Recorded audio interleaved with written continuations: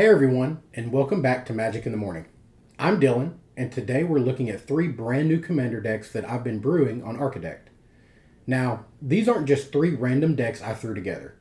Each one has a reason behind it, and honestly, they're probably the 3 decks I'm most excited to sleeve up right now. If you've watched the channel for a while, you know I love building decks that are flavorful but can still hold their own at the table. I don't usually build decks just because they're the strongest commander in the color combination. I like decks that make me excited every time I draw my opening hand. That's exactly what these do. Today we're taking a look at Captain America Living Legend, the Astonishing Ant-Man, Tony Stark, which flips over into the Invincible Iron Man. Let's break them down and let's get into it.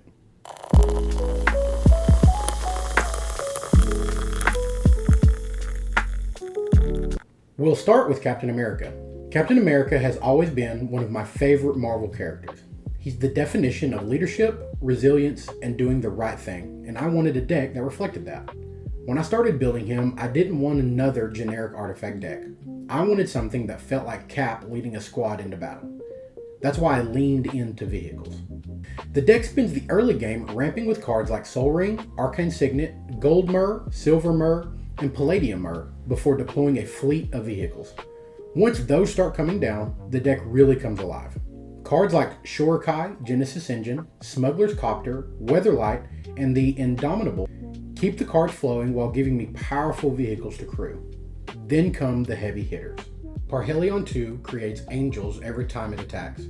Reaver Titan becomes an enormous battlefield threat, and newer additions like the Thanos Copter and Royal Talon Fighter Jet help tie the Marvel theme together with adding even more pressure. I also wanted this deck to actually interact with the table.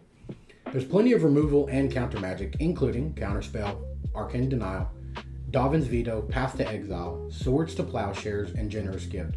So I'm not just hoping nobody messes with my board. And if they do, cards like Emery, Lurker of the Lock, Academy Ruins, Buried Ruin, and Brilliant Restoration help rebuild after a board wipe. Overall, this deck feels exactly how I imagined Captain America would play. Organized, resilient, and always ready with the right answer. Next up is Ant-Man. This one might actually surprise some people. The reason I built this deck is really simple.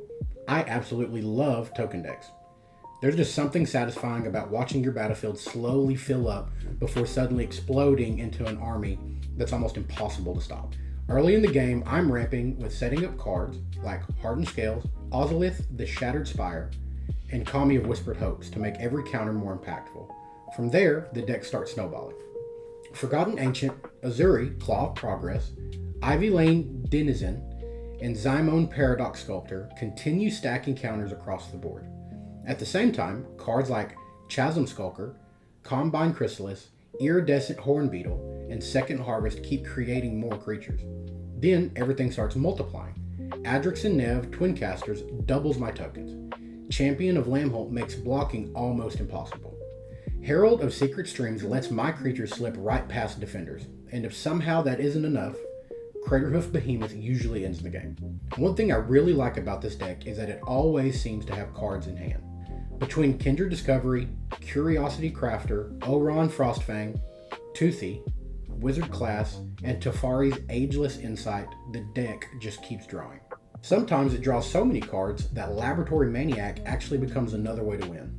It starts small, it grows, it multiplies, and before your opponents realize what's happening, there's an entire army staring them down. That feels incredibly on theme for Ant-Man. Last, but definitely not least, is Tony Stark. Iron Man has been one of my favorite Marvel characters for as long as I can remember, so this was probably the deck I was most excited to build. What I wanted wasn't just another artifact deck. I wanted every turn to feel like Tony Stark inventing something new.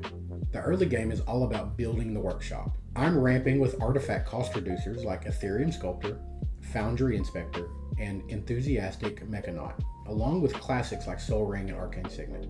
Once those engines are online, the deck starts chaining artifacts together. Johora, Weatherlight Captain, Thought Monitor, Thought Cast, and Adaptive Omni Tool keep the cards flowing while I continue developing the board. One of my favorite parts of this list is that I included multiple versions of Iron Man. It really feels like you're progressing through different suits and different stages of Tony's story instead of relying on just one card. Then you add iconic equipment like Arc Reactor, Hulkbuster armor, Iron Man armor, Mjolnir, the 10 rings, and Cauldron complete, and suddenly every creature becomes a serious threat. The deck is surprisingly resilient too. If artifacts get destroyed, Emery, Academy Ruins, and Buried Ruin help bring them back.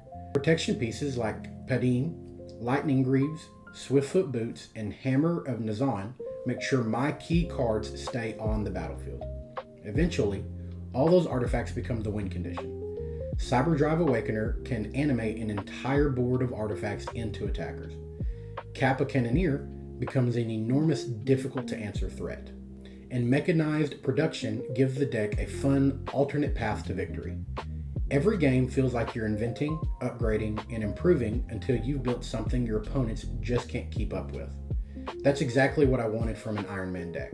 Looking at these 3 decks together, I think they represent exactly what I enjoy about Commander. Captain America is all about leadership, teamwork, and controlling the battlefield.